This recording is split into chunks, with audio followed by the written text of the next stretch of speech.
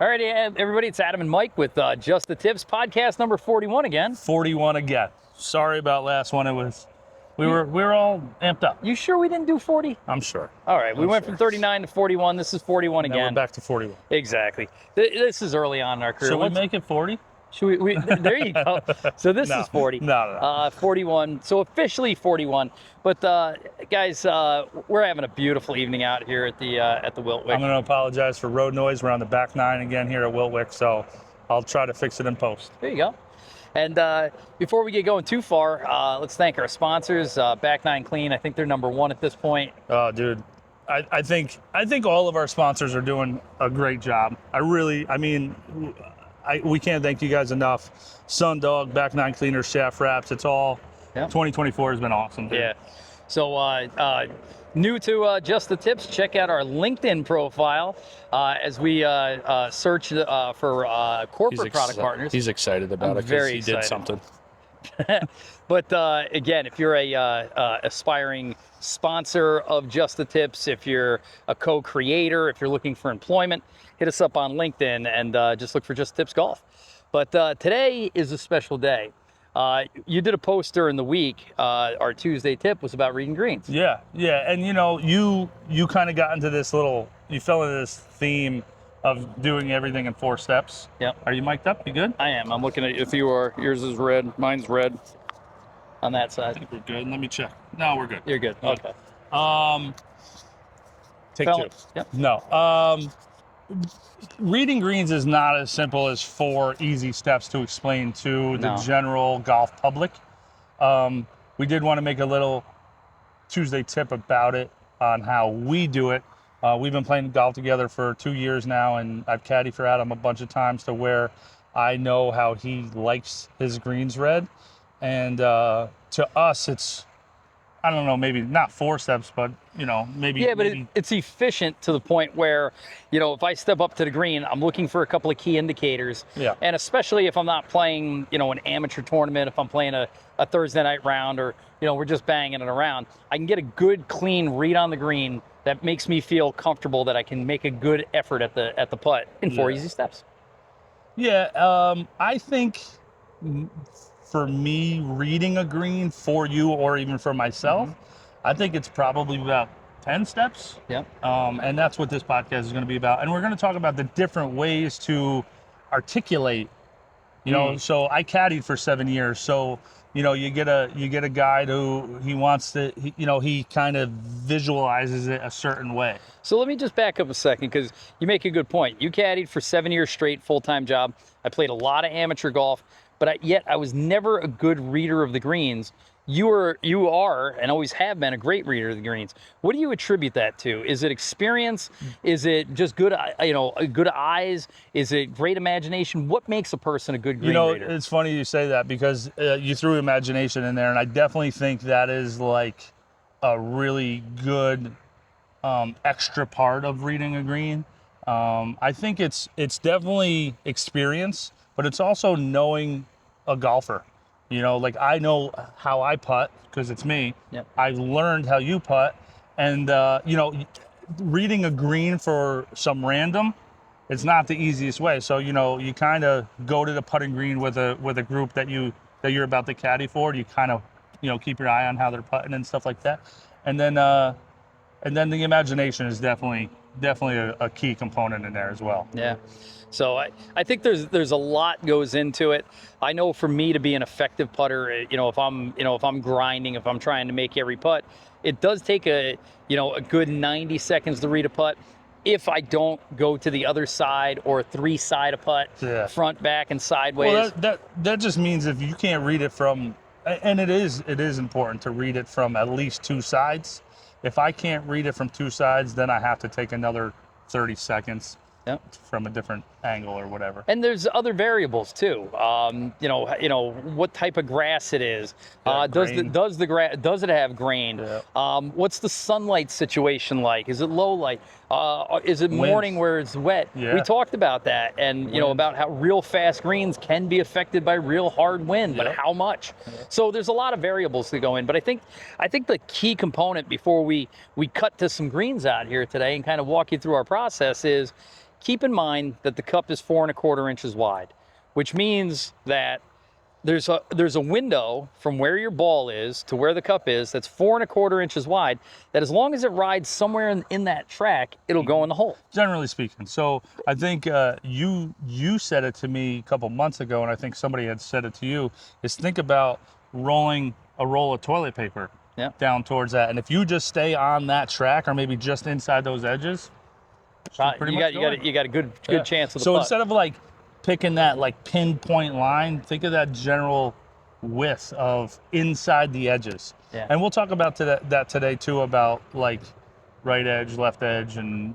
cup out and all those things. So. Yeah, I think especially if you're collaborating with a partner, especially with a caddy, having the vocabulary to explain what you're trying to do.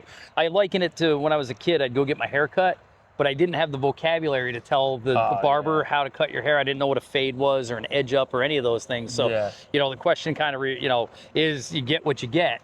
But if you have this vocabulary we're going to give you, you can explain to your partner, you can explain to a caddy, you can explain to an opponent, if you have to, what you're trying to accomplish. Well, and that's another key component. You can go ahead. Oh, hey, what's up? Ed, what's happening? I think that's another key component to reading a green for someone else, is being able to communicate the idea of where you want that ball to roll in the way that you can visualize it. Yeah. And if you can't, like if I feel like we're kind of not on the same exact page, like I'll try to over top of the line, I'll be like, listen, I want you to kind of ride it right through here, and then help you visualize that line and see that it's going to drop that way. Yep. So we're going to give you a bunch of different techniques just by knocking it on the greens and reading the putts. So like I said, coming at you, hopefully we have a few putts for birdie, a couple of putts for eagles. We'll see how it goes. So here we go. So like I said, there's a lot of different ways to read a green. This is my particular process. I got a little 15-footer here. The first thing I do is take a look and see which way the cup is leaning, right? That gives me my first indication as to where the break is. So if you can see, I don't know if you can see it on camera, but the cup is definitely tilted like this, right? The second thing I look at from behind the cup. Whoa. What? The cup is tilted like this. Forward, but left to right. I'm going left to right You first. think so? Take a look. See if you don't think that's tilted this way? No. Nope. That's because you got one shoe on. Because here's your secondary indicator, though. All right. Take a look at the entire green, right? Big high hill up here. The whole hill is coming down, so the whole thing's on an angle. If we're standing here on an angle, sometimes you get the false feeling that you're flat. Mike's right. It does go up. We're kind of in the bottom of a taco here. But this is still, I can see the cup's leaning. Ooh, now, Mike's also right. It's leaning back towards me. I can see from here, I can see the white of the inside of the cup, which lets me know that this is an uphill putt, right? Now the question just is how much left to right, how much uphill? This is where I get down behind the ball and I really kind of study it. And Mike taught me this, that you're looking for a vision, that if I rolled this ball straight, where would it end up? Exactly. And if I went straight at the cup right now, I feel like it'd be 2 cups out on the right-hand side. Yeah, I would say that. Like I could picture it like trickling like over to here. Right. So the simplest way to be is, so aim this far on this side. Right. Right. And then you're taking speed and pace into play, uphill, all that. Uphill, you got to hit a little harder. It's going to break a little less. So we'll talk about that in a second, because if you guys have seen other videos where pace is obviously important on a breaking putt, right? I play the ball to die, to just leak over the edge and fall in, but I have plenty of putts that come up short.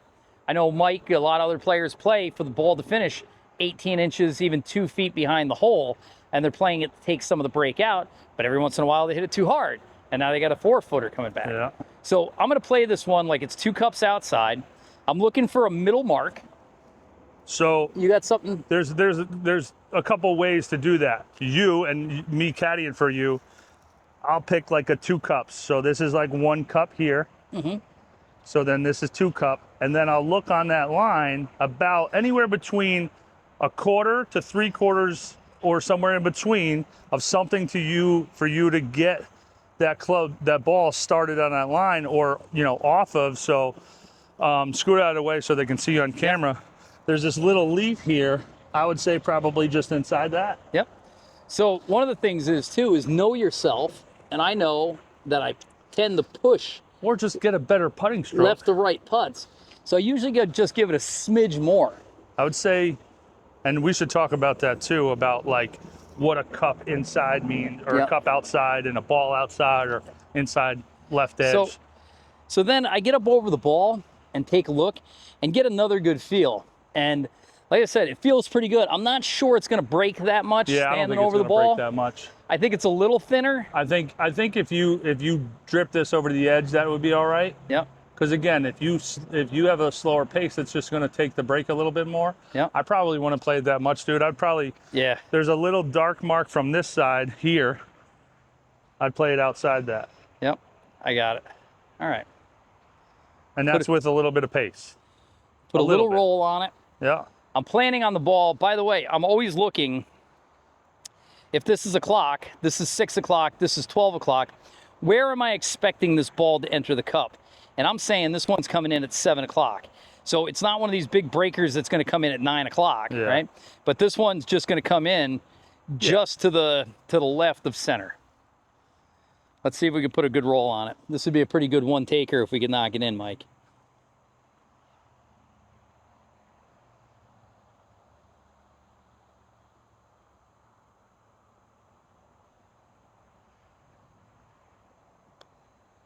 You pushed it.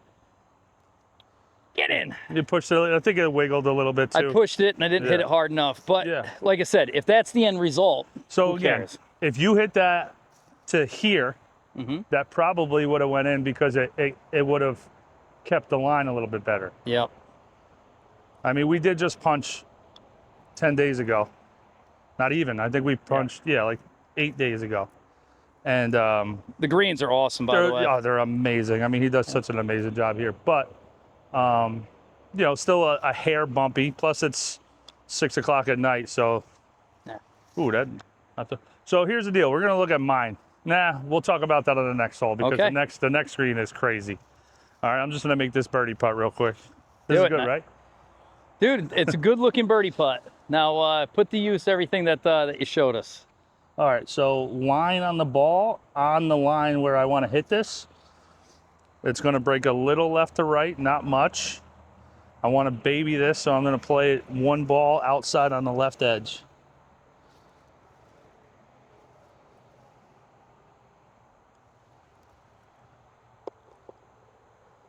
Birdie. Great putt, dude. Thank you. And it's kind of nice because I got this on there.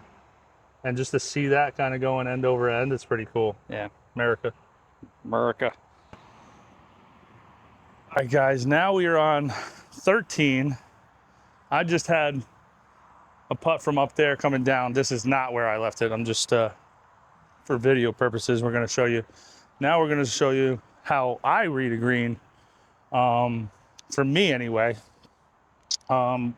Actually, we just ran into your daughter and her boyfriend. Her boyfriend just started playing golf. Yep. Joined a golf team, but he's a good baseball player. And we saw him putting, and he was just like putting.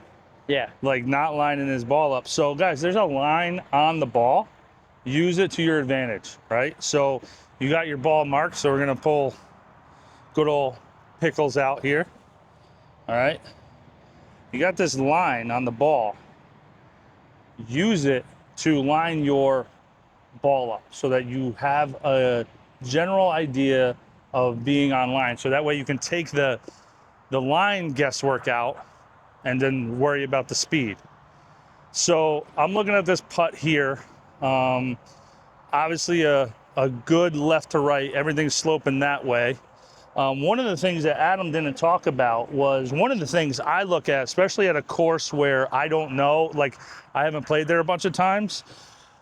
Greens are designed a certain way they need to run off, right? The water needs to run off. So you always want to kind of look at that. You know, there's the sayings of like, oh, everything slopes to the ocean or everything slopes to the thruway here.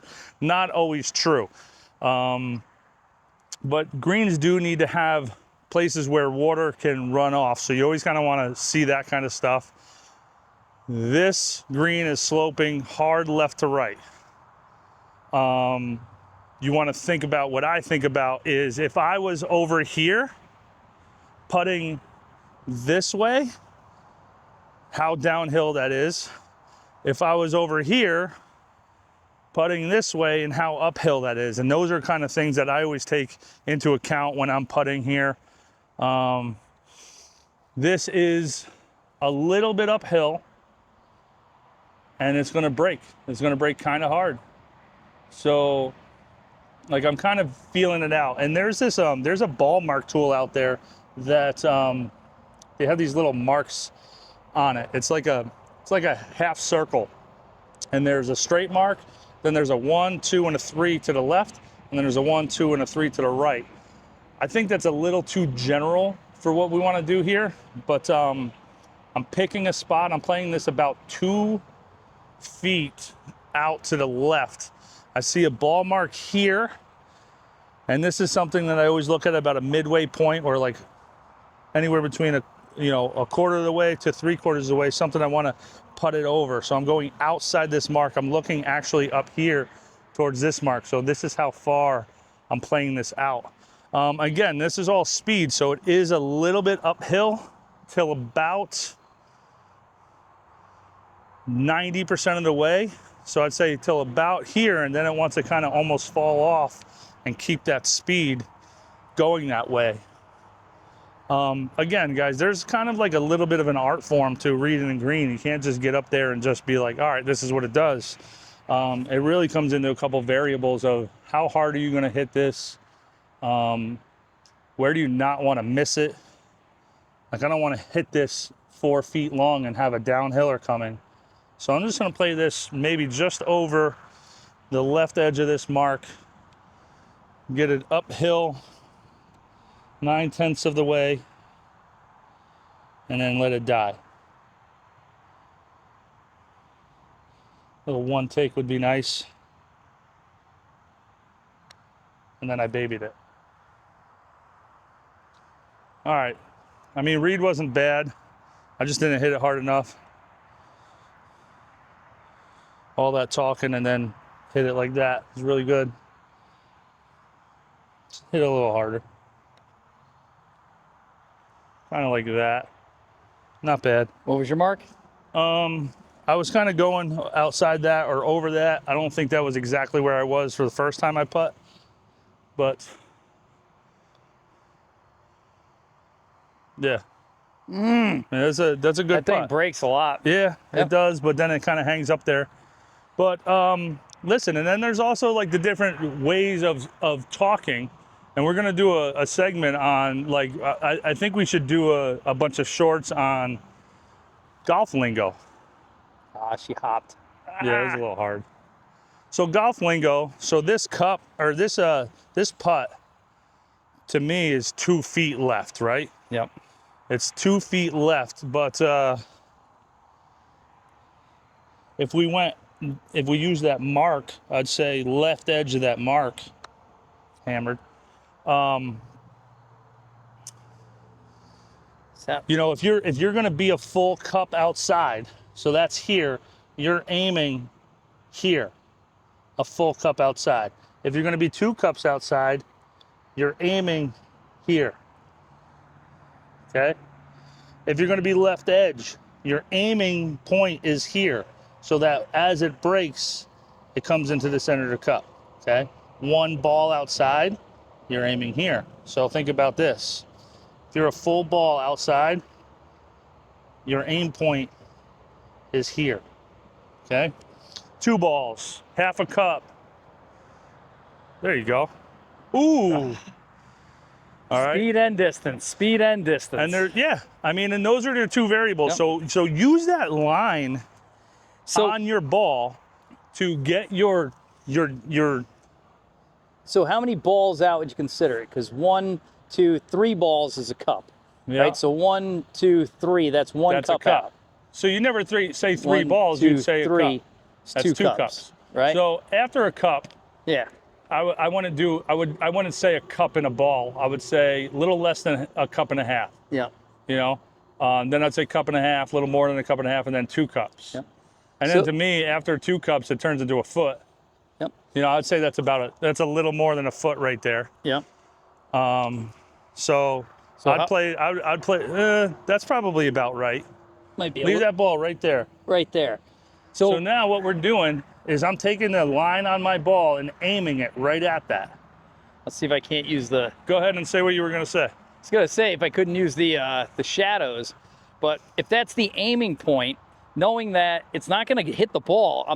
One of the mistakes I think a lot of amateur golfers make is when you say a cup out, a foot out, that all of a sudden their ball ends up there. Yeah, yeah. They readjust and all of a sudden the ball finishes there. Yeah. This is the aiming point, knowing that if I aim there, it's gonna dive into here. But Mike always finds a line, something right along here, and it is. It's just on the outside of that ball mark. From where my ball is right now, it's just on the inside now because I think we moved this spot. Yep. But yeah, so I got to start it there, and to be honest, it's going to be a straight putt to here, and then it's going to start breaking. Yeah. So I should, I mean, maybe give or take a little bit, but I should be rolling over that spot. Yeah. And that's how I read putts for you is something that you need to roll over in order for the second half of the putt to do its thing. Also, you know, we talk speed and distance. Yeah. This is pretty consistent about how sloped it is. But it's going to break less in the beginning because of the amount of speed and more, and you can see it right there, and more at the end as it slows down, it's going to break more. So, you know, again, you're looking at the mark, the distance, you're putting it outside, you're catching the mark, but then you got to get it to the ball, to the hole. One of the things that I do when I'm struggling with like speed and distance or feel for the greens is I do that little Tuesday tip that we talked about one time is I pretend I have a ball in my hand, and however hard that I would need to throw and roll it to that cup, and whatever weight my arm needs to do. And in Canada and like the UK, they say weight. So like when you lag a putt up there and you get it kind of like pin high, they're like, oh, good weight. I don't really know what that means. I don't know.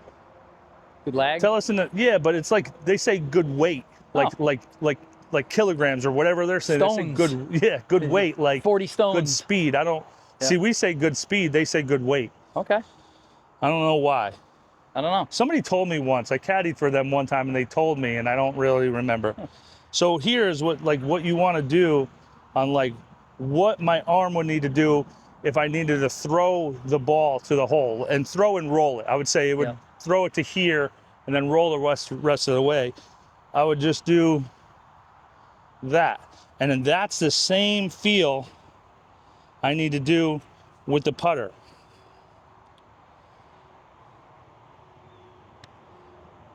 And I still can't get that ball to the hole. On that speed, I need to start that higher. Yeah. We got one coming up behind us.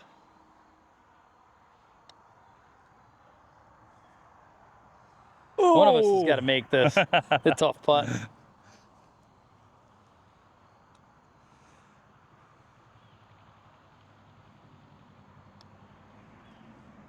That is a tough and you're walking in for dramatic effect. All right, we'll get to another green. You know, kind of the last couple of things that we wanted to talk about tonight is, you know, those are regular everyday putts. I mean, the second one, the one that you were putting, is more extreme. It's a 2-foot break. Yeah. Not that extreme. Yeah. You play a Ness, you play Augusta, you play, Oakmont. You're going to get some crazy course. Yeah, you get some crazy undulation. So what's your advice for hitting double breakers? Well, so you got the double breakers and then you got the extreme putts. And I think that's where imagination that we were talking about earlier comes through. This hole especially because we got almost 3 levels here, but it's mainly 2 big ones where you're going to have a double breaker. And you were saying this on the last screen, how like the first half of that putt is going to have some speed to it. Yep. To where it's not going to break as much as that second half. So you have to calculate that in. I remember having a triple breaker for a guy that I was reading one time, and he was like, Mike, he's like, tell me what this putt does. And he's like, this is for the match. He's like, I'm going to win a lot of money here. I'm like, and I remember his name is Pat. I said, Pat, I'm sitting down reading it from each side. It was a triple breaker. I was like, Pat, you got to play it straight, dude. He was like, are you serious? I'm like, it's this, and then it's going to, and I'm like, play it straight. He was like, you sure? And this guy's 62, 63. Yeah. He hit this putt straight, and it drains it. He turned around, picked me up. Dude, he lifted me up. That's crazy. So let me ask you a question, though. I mean, it's not always straight, but I've always heard double breakers that you should play straight. I mean, obviously, if they cancel each other out, yeah. But again, you're talking about, you know, something here, right? You're going to have something going up at this hill here going one way, and then once it gets to the top, it actually goes the other way. You really just have to, you almost have to subtract the difference or do, you know, whatever the difference is, you know what I mean? Is this where you put like the math stuff? You know, yeah, you kind of, definitely. Because, so the first half of this hill is going to go a little left, right? Just a little left. But the top half is going to go a little bit more right. Yeah. So just what's the difference? But the speed going up the hill and in the beginning of the putt, it's not going to break nearly as much, and it's going to slow down, and the back end's going to be more straight. So again, that's where the imagination and a little bit of math is coming into play, to where if the front half is going to go a little left because you're hitting it harder, but the top half is going to go a lot right, that's a lot more difference that you're going to have to play onto the other side. So this is the one thing that I don't think gets brought up enough when we talk about putting. You talk about imagination, we talk about feel, but I'm talking more about athleticism. And you know, we're not running a marathon here. We're not we're not climbing a rock wall or anything like that. But I think, you know, the same athleticism that allows you to shoot a free throw allows you to putt a good putt. Well, you know, and it's been talked about by a couple people on channels and stuff like that, to where you don't do these things when you're shooting a free throw, right? It's an athletic move, it's practice, it's feel, right? Same thing here, right? Like, you know, Bryce. Let's just do it. Yeah. You take the ball. That's too much. I knew right away when you threw it that was too much. It's not bad. You want that putt coming back? But without thinking about it, with just tossing the ball, that's too much too. Nice break. All right. But like I said, did you think about how you held it in your hand? No. Did you think about arm position? Did you think about your breathing technique? Was there anything that you thought about whatsoever? No. So what's the difference when you hold the freaking club? I know, right? Dude. I think the only difference, and because I thought about this, because I try not to get like this, but when you break it down, like when you're shooting a free throw, that ball's in your hand. Yeah. You know what I mean? When you're throwing a football, baseball, it's in your hand, so you feel it, right? This, you just have this other instrument that's just like this middleman between you and the ball. Yeah. So realistically, you have to have feel with this thing. Yeah. Like it is something in here that is all has to become you. Yeah. You know what I mean? That's the only difference. And another thing with the free throws, just to kind of touch base back on it, is you're not looking at the ball in your hand while you're shooting a free throw, right? Yeah. You're looking there. Yeah. Why don't we look there? So I was just talking to a pro, and he was saying that's one of the things that he noticed that a lot of playing professionals do, like PGA Tour pros, Korn Ferry guys, is they line up the ball using the alignment device on there.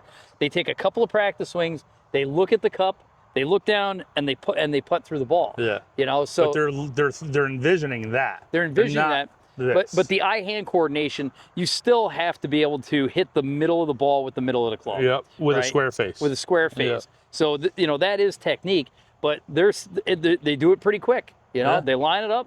They take a couple of practice swings. They look at the hole. They look down, and they drain the. Bryson actually came out with this video not too long ago where he's hitting a shot with his eyes closed. Okay. Just because of that feel, right? Like Michael Jordan shot that free throw with his eyes closed. Yep. Same concept of like that muscle feel. Yeah. You know, it's just like you ingrained it so much into your, I don't know, your nervous system that it's you. Like this is now an extended piece of your arm to where you know right where that's going to be. Yep. Try it one time, dude. We're gonna have to go in the backyard. Exactly. You want to hit a eyes closed shot on this hole? We'll go ahead and eyes closed shot right dude. now. All right, deal. All right. All right, we'll videotape how that goes and we'll put it out as a short. All right, there you go. All right. Well, like I said, I think we did a nice job today. Again, there's so much more we could do. Oh, you but, could talk about it for hours, yeah. but I think that's a really good introduction, especially if you're struggling. By the way, if Jamie Paddock, this entire thing was for you. The entire thing, okay? And Aaron. And Aaron, we're going to send this to you. And you on your bed. Occasionally, man, I have a hard time reading greens. Yeah, sometimes you just have, some days you don't. Yep. Sometimes it's like, for me, I will tell you, I love fast greens. Slow greens are a little tough for me because then I just got to get a little bit more oomph in it. But those in-between ones sometimes get me, man. Or if you have inconsistent Here was something I was thinking the other day. You guys realize what the stemp or the speed of a green is? It's literally a ramp. They roll a ball down it, and however far it rolls out, that many feet, that's the stemp for the day. So what's the difference between 8 and 12 on the stemp meter? 8 is relatively slow. Yeah. 12 is lightning fast, but it's only a 4-foot difference. So if I have a 10-foot putt, right? Yeah. And it's a 10 on the stemp meter, and I put it exactly perfect. Yep. I'm going to be right on the hole. Yep. If it's a 12, lightning fast. Yeah. How far am I going to be past the hole? 2 feet past. If that's all though. Yeah. Right? That's it. Yeah. Right? If it's slow, I'm going to be 2 feet short. But if it was an 8, or if it was an 8, I don't know, whatever that math is, but you'd be 4 feet by. You know what I mean? Like, and that's not good. No, 4 feet's not gimme, you know. But that's what I'm saying is it shouldn't be that big of a difference, you know. Yeah, you're right. You know, it shouldn't be. But believe me, it is. Well, hurting in Woodstock, I gave those greens too much credit. Couldn't make a putt all day. Yep. You know, because they're too fast, too fast. And sometimes, you know, your putting green might be a little quicker than the real greens. So there's so much we can talk about. But that's good for today. Yeah, exactly. Listen, I'm Adam. I'm Mike. Just the tips. Yo!